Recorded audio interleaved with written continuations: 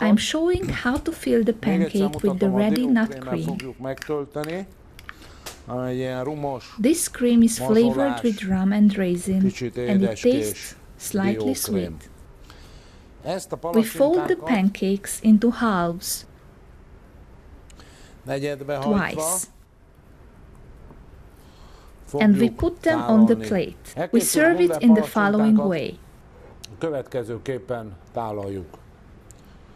We pour on top of it chocolate sauce. This is a thick, tasty, homemade chocolate sauce.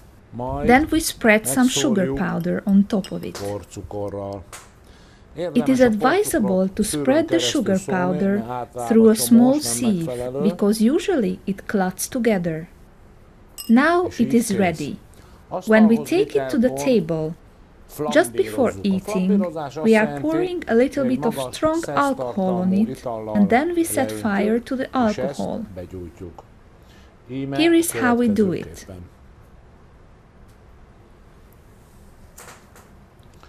Now the flambírozott gundel palacsinta is ready.